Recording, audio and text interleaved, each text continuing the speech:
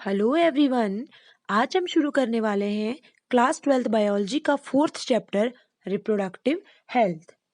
बच्चों, reproductive health chapter आपके syllabus का एक पार्ट है, इसलिए एग्जाम के पॉइंट ऑफ व्यू से तो ये इम्पोर्टेंट है ही है। लेकिन साथ में इस चैप्टर में हम जिन बातों की चर्चा करेंगे, ये बातें आपको जनरल अवेयरनेस के लिए भी और अपने प्रेजेंट और फ्यूचर की लाइफ में भी इन बातों को आपको जानना जरूरी है। बच्चों, इस चैप्टर के अंतर्गत हम जिन बातों की चर्चा करने वाले हैं, आइए पहले उनको जान लेते हैं। रिप्रोडक्टिव हेल्थ की डिफरेंट टाइप की प्रॉब्लम्स क्या क्या हो सकती हैं और इन प्रॉब्लम्स को, इन समस्याओं को दूर करने के लिए हमारी क्या क्या कार्यनीतियां हो सकती हैं, इस बारे में हम इस चैप्टर में चर्चा करेंगे। पॉपुलेशन एक्सप्लोजन, जनसंख्या विस्फोट और साथ ही साथ बर्थ कंट्रोल के उपायों पर भी हम यहाँ पे चर्चा करेंगे, जिनमें natural methods, barrier, IUDs, pills और सर्जिकल मेथड्स के बारे में भी हम यहाँ पे बात करेंगे। मेडिकल टर्मिनेशन ऑफ प्रेगनेंसी यानी एमटीपी को भी हम यहाँ पे समझने की कोशिश करेंगे। सेक्सुअली ट्रांसमिटेड डिजीज, एसटीडीज की भी हम यहाँ पर बात करेंगे। साथ ही साथ हम इनफर्टिलिटी के बारे में भी यहाँ पर बात करने वाले हैं। बच्चों, जनन स्वास्थ्य का सरल शब्दों में मतलब है कि मनुष्य के जनन अंग स्वस्थ होने चाहिए और वो सही प्रकार से कार्य करने की क्षमता वाले होने चाहिए।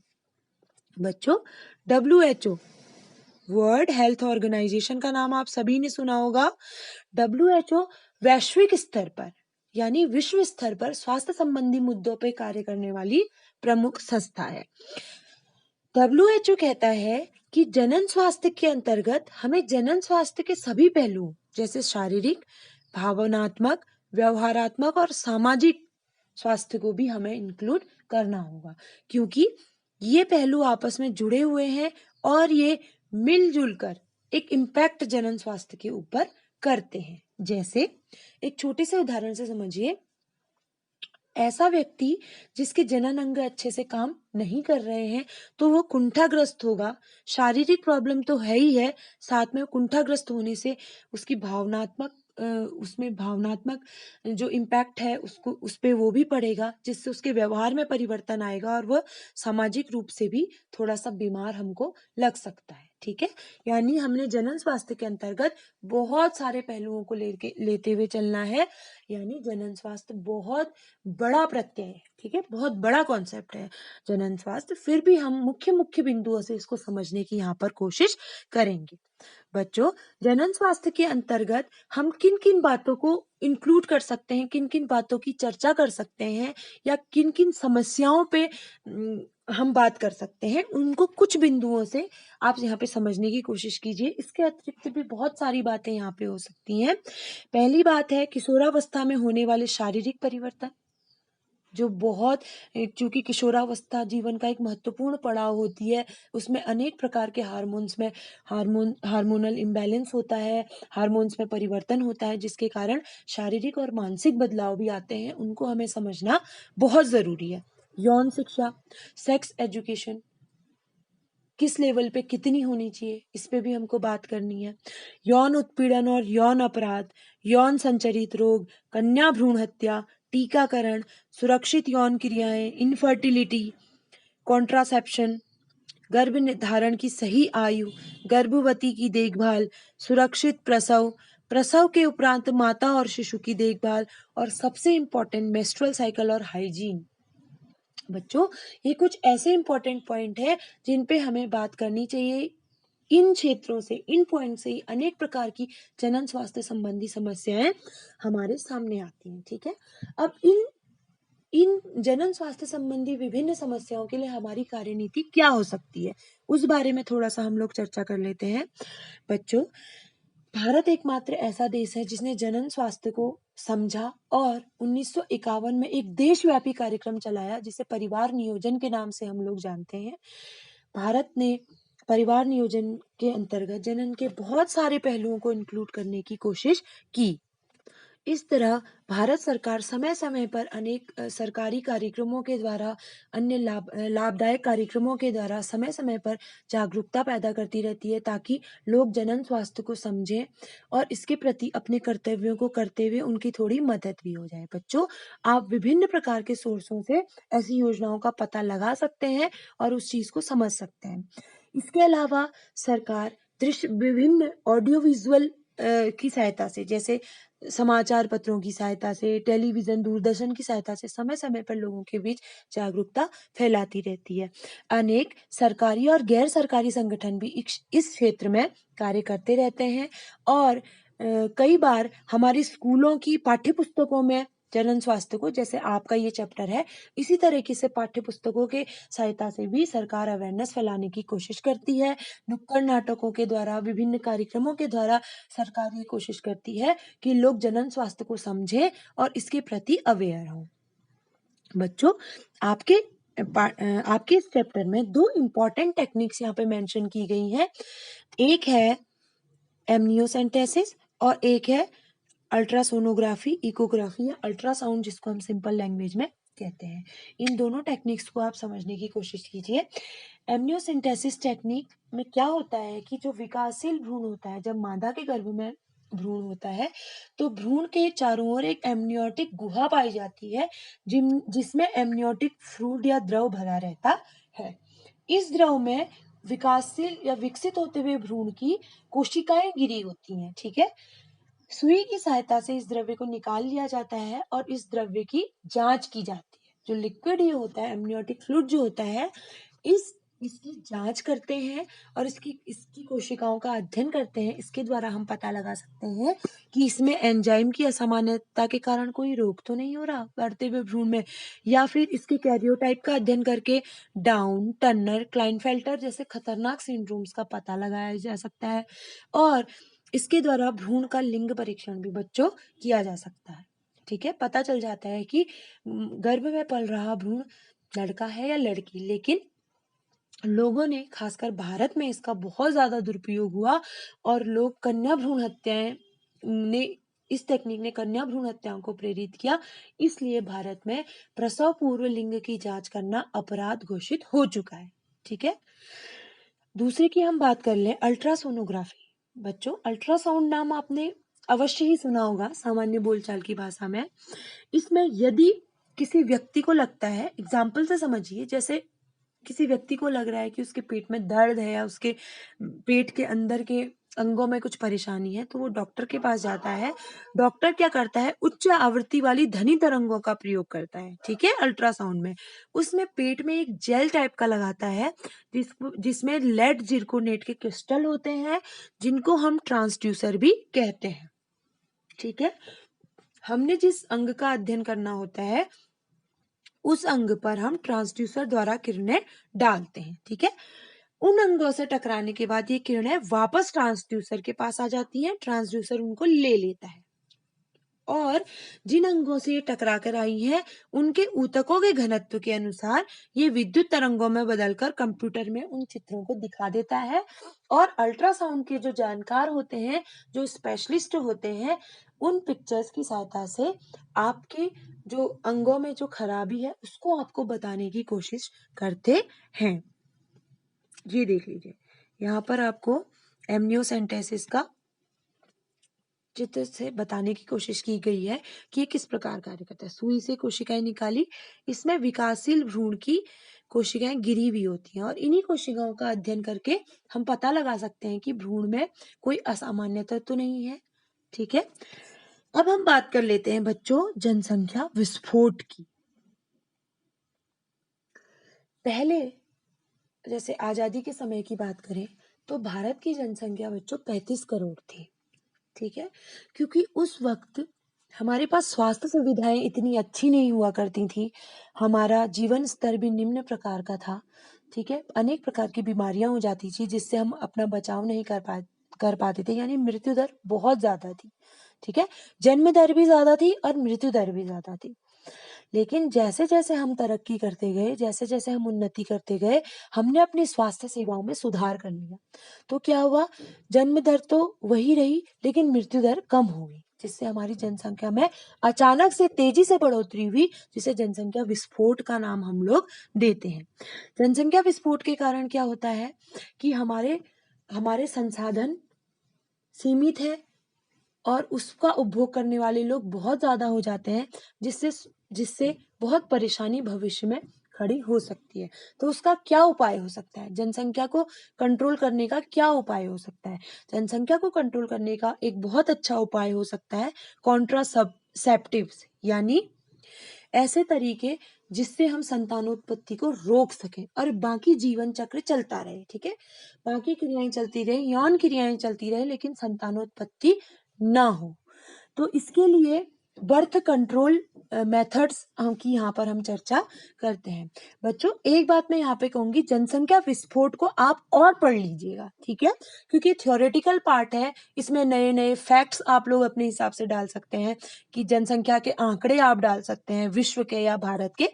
इसको आप थोड़ा और विभिन्न प्रकार के सोर्सेस से आप इस जनसंख्या विस्फोट को और ज्यादा समझने की कोशिश कीजिएगा, ठीक है, और इस पे और अच्छा आप लोग लिख सकते हैं या इसको और अच्छे से आप लोग समझ सकते हैं। फिलहाल हम बात करते हैं कि जनसंख्या को रोकने के लिए हमारे पास तरीके हैं, बर्थ कंट्रोल तरीके, ठीक है, बर्थ कंट्रोल कॉन्ट्रासेप्टिव तरीके। तो सरकार प्रमोट करती है गर्भ निरोधक साधनों को या और अन्य तरीकों को, जिससे कि संतानोत्पत्ति ना हो सके, ताकि हम लोग जितने लोग एक समय पे जीवित है वो अच्छे से अपना जीवन जी सके, उनका अच्छा जीवन स्तर हो और सभी प्रकार के संसाधन, अन्न आदि जो भी है, हवा, शुद्ध हवा, पानी, खाना, सभी एक समय पे जीने वाले लोगों के लिए पर्याप्त हो। तो अच्छे गर्भ निरोधक कैसे होने चाहिए? एक तो सभी लोगों को इसकी जानकारी होनी चाहिए, ये सस्ते होने चाहिए, पूर्ण रूप से इनमें गोपनीयता होनी चाहिए और इस्तेमाल करने में बहुत आसानी, गर्भ निरोधक तरीके होने चाहिए, इसीलिए ये सफल हो सकते हैं। चलिए, आज के वीडियो में ऐसे ही हम कुछ गर्भ निरोधक तरीकों के बारे में, बर्थ कंट्रोल के तरीकों के बारे में जानने की कोशिश करते हैं। सबसे पहले हम बात कर लेते हैं प्राकृतिक विधियों के बारे में, यानी जन्म दर को मेंटेन करने के, यानी बर्थ कंट्रोल करने के प्राकृतिक तरीके 3 माने गए हैं। पहला है आविधिक संयम, दूसरा है बाह्य स्खलन या विड्रॉल और तीसरा है स्तनपान अनावर्तन। ठीक है बच्चों, पहला है पीरियोडिक एब्सिस्टेंस। इसमें क्या होता है, ऐसा माना जाता है कि मेंस्ट्रुअल साइकिल के 10 से 17वें दिन तक आपस में कॉपुलेशन से बचना चाहिए। क्यों? क्योंकि मेंस्ट्रुअल साइकिल में हमने पढ़ा था कि 10 से 17 दिन के बीच लगभग 14वें दिन अंडोत्सर्ग होता है, यानी एग ग्राफियन फॉलिकल से फटकर फैलोपियन ट्यूब में आ जाता है। ठीक है, अगर और कुछ समय तक वहां रहता है और उसके बाद एग नष्ट हो जाता है। यदि उस समय कॉपुलेशन ना किया जाए, 10 से 17 दिन के बीच में कॉपुलेशन ना किया जाए, तो संतान उत्पन्न होने की संभावना बहुत कम हो जाएगी या नहीं होगी, संतान उत्पन्न नहीं होगी, क्योंकि जाइगोट नहीं बनेगा, यानी रोक दिया जाए, स्पर्म और ओवम के मिलने के संयोग को रोक दिया जाए। ठीक है, दूसरा है विड्रॉल। इसमें क्या करता है, अपने कॉपुलेशन के दौरान जब वीर्य निकलने वाला होता है, जब सेमन डिस्चार्ज होने वाला होता है, तो मेल्स को इसका आभास हो जाता है कि स्पर्म डिस्चार्ज होने वाला है। उस वक्त वो कॉपुलेशन की क्रिया को, सेक्सुअल इंटरकोर्स को वहीं रोक देता है, जिससे स्पर्मिएशन नहीं हो पाता, वीर्य सेचन नहीं हो पाता है, यानी जो सेमन है वो मादा की योनि में ना गिराए, उसे बाहर गिरा दे। ठीक है, ताकि स्पर्म और ओवम ना मिल पाए। इसको हम बाह्य स्खलन, विड्रॉल या कोइटस इंटरप्ट कहते हैं। ठीक है, ये भी एक तरीका है। अगर वीर्य मादा की योनि में स्खलित नहीं होगा तो अंडे से नहीं मिल पाएगा। ठीक है, और लेकिन इसमें बहुत अधिक आपको संयम रखना पड़ेगा, इस चीज को बहुत ध्यान रखने की जरूरत है कि आपका सेमन कब निकल रहा है। और आविधिक संयम में क्या करना पड़ता है, आपका मेंस्ट्रुअल साइकिल बिल्कुल फिक्स होना चाहिए। अगर मेंस्ट्रुअल साइकिल में अनियमितता होगी तो ये आपकी प्राकृतिक विधियां फेल हो सकती हैं। और तीसरी विधि है इसमें स्तनपान अनावर्तन। बच्चों, ऐसा माना जाता है कि डिलीवरी के बाद 4 से 6 माह तक जब माँ अपने बच्चे को सिर्फ अपना दूध पिलाती है तो उस वक्त ओव्यूलेशन नहीं होता है। यानी 4 से 6 महीने डिलीवरी के बाद के सेफ माने जाते हैं। जब ओव्यूलेशन नहीं होगा तो ऑब्वियस सी बात है कि एग नहीं बन रहा है, तो एग और स्पर्म के मिलने के चांस बहुत कम हो जाते हैं। बर्थ कंट्रोल के दूसरे तरीकों में हम बात करते हैं बैरियर्स या रोध की। बैरियर्स या रोध ऐसी टेक्निकें हैं जिनमें फिजिकली स्पर्म और ओवम को मिलने से रोक दिया जाता है। इसके अंतर्गत condoms, diaphragms, cervical cap, vaults, शुक्राणुनाशक क्रीम, जेली, झाग आदि आते हैं। ये क्या करते हैं? शुक्राणु की गतिशीलता को कम कर देते हैं। क्रीम और जेली, ठीक है, शुक्राणु की गतिशीलता को कम कर देते हैं, जबकि कॉन्डम्स रबर या लेटेक्स के बने कवर टाइप के होते हैं, ठीक है, जिनको मेल और फीमेल अपने जेनेटल ऑर्गन्स में, एक्सटर्नल जेनेटल ऑर्गन्स में लगा लेते हैं, ताकि जब सेक्सुअल इंटरकोर्स हो तो स्पर्म उसी में रह जाए और फिजिकली वीर्य सेचन ना हो पाए, ठीक है। इसके बाद हम बात करते हैं इंट्रा यूटेराइन डिवाइसेस की, आईयूडीज की हम यहाँ पर बात कर लेते हैं। आईयूडीज 3 प्रकार की होती हैं: औषधि रहित, तांबा मोचक और हार्मोन मोचक आईयूडीज। औषधि रहित आईयूडीज में अंडवाहिनी में लूप बना दिया जाता है ताकि अंडाणु और शुक्राणु को मिलने से रोका जा सके, जैसे लिपर्स लूप, ठीक है। तांबा मोचक आईयूडीज कॉपर आयन छोड़ती हैं जो कि शुक्राणु की भक्षकाणु क्रिया को बढ़ा देता है और शुक्राणु की गतिशीलता को कम कर देता है, जैसे कॉपर टी, कॉपर 7 और मल्टी लोडेड 375। जबकि हार्मोन मोचक आयोडीज हार्मोन्स पर आधारित होते हैं। ये अंडोत्सर्ग की क्रिया को रोकते हैं और गर्भाशय को अंतरोपण के लिए अनुपयुक्त और गर्भाशय ग्रीवा को शुक्राणु का विरोधी बनाते हैं। ये आईयूडीज जो हैं उनको कुशल डॉक्टर या नर्स द्वारा यहाँ पे हम लगवा सकते हैं। फीमेल्स इनको ज्यादातर यूज करती हैं, ठीक है। अब हम बात करते हैं पिल्स की, गोलियों की, कॉन्ट्रासेप्टिव पिल्स की। कॉन्ट्रासेप्टिव पिल्स में ध्यान दीजिएगा, प्रोजेस्टेरॉन या प्रोस्ट्रोजन्स और एस्ट्रोजन, ठीक है, इनका कॉम्बिनेशन होता है। ये गोलियां 2 टाइप की होती हैं, एक प्रतिदिन ली जाने वाली और एक साप्ताहिक ली जाने वाली। प्रतिदिन ली जाने वाली गोली को मेंस्ट्रुअल साइकिल के फर्स्ट डे से 22 डेज 22वें दिन तक इसको हम ले सकते हैं। ये क्या करता है? अंडोत्सर्ग को रोकता है, और या फिर अंडोत्सर्ग को रोकेगा या फिर भ्रूण को इम्प्लांट होने से रोक देता है। गर्भाशय ग्रीवा द्वारा जो म्यूकस सिक्रीट होता है उसकी गुणवत्ता को भी ये गोलियां बदल देती हैं। ये शुक्राणु की गतिशीलता को कम कर देती हैं, जिससे निषेचन क्षमता में कमी आती है, ठीक है। और इन गोलियों के कुछ कुछ साइड इफेक्ट्स भी किसी किसी में देखने को मिलते हैं प्रतिदिन ली जाने वाली गोलियों में, ठीक है। जबकि सहेली, जैसे माला डी, प्रतिदिन ली जाने वाली गोलियों में उदाहरण है माला डी, और साप्ताहिक ली जाने वाली गोली का उदाहरण है सहेली। याद रखिएगा, इसको CDRI, central drug research institute, Lucknow द्वारा बनाया गया है। और अपेक्षाकृत जो सहेली गोली है, इसके साइड इफेक्ट्स नहीं के बराबर देखने को मिलते हैं। साइड इफेक्ट्स में क्या क्या हो सकता है? चक्कर आ सकता है, मितली उल्टी होने का मन हो सकता है, हल्का सा पेट दर्द हो सकता है, या फिर आपकी मेंस्ट्रुअल साइकिल में अनियमितताएं आ सकती है। इसलिए इन गोलियों का सेवन करने से पहले एक बार आपको अपने डॉक्टर से जरूर पूछ लेना चाहिए। इसके अतिरिक्त गोलियों के जो कॉम्बिनेशन मैंने ऊपर बताया, प्रोजेस्टेरोन और एस्ट्रोजन के जो कॉम्बिनेशन है, इसके टीके भी त्वचा के नीचे कभी कभी लगाए जाते हैं, जिसको अंतर्रोग कहते हैं। इसके अलावा बाजार में कई प्रकार की इमरजेंसी कंट्रासेप्टिव पिल्स भी आती हैं, जो कॉपुलेशन के 72 घंटों के अंदर अगर आप ले लें तो इससे गर्भधारण की संभावनाएं बहुत कम हो जाती है, जिनको हम इमरजेंसी कॉन्ट्रासेप्टिव पिल्स कहते हैं, जिसके उदाहरण है आईपिल और अनवांटेड 72 आदि। बहुत सारी ऐसी गोलियां हैं जिनके एडवर्टाइजमेंट में भी आप देखते होंगे, ये इमरजेंसी कॉन्ट्रासेप्टिव पिल्स की भांति काम करती हैं। बच्चों, अगला मेथड है सर्जिकल मेथड, शल्य क्रिया विधियां, ठीक है। इसमें क्या करते हैं? स्थायी विधियां ये मानी जाती है। इसमें मुख्य काम होता है युग्मकों के परिवहन को रोकना, यानी मेल और फीमेल गैमेट्स के परिवहन को आप रोक देंगे, ट्रांसपोर्ट को रोक देंगे। जैसे वैसेक्टोमी, ये पुरुषों में होती है, इसमें शुक्र वाहिका को काटकर बांध देते हैं, ठीक है। और ट्यूबेक्टोमी, इसमें ओविडक्ट या फैलोपियन नलिका का छोटा भाग काटकर हटा देते हैं या बांध देते हैं। वैसेक्टोमी में शुक्र वाहिका को काट देंगे तो शुक्राणु सेमन निकलेगा, सेमन तो निकलेगा लेकिन उसमें स्पर्म्स नहीं होंगे। जबकि ट्यूबेक्टोमी में फैलोपियन नलिका को काटकर बांध दिया तो इसके बाद ओवम और स्पर्म आपस में नहीं मिल पाएंगे, ठीक है। अब इन चित्रों को देखिए, यहाँ पर कॉन्डोम्स मेल के लिए, फीमेल के लिए, ठीक है। यहाँ पे कॉपर टी, जिसकी बात हम कर रहे थे, ये कॉपर टी लगा दी जाती है।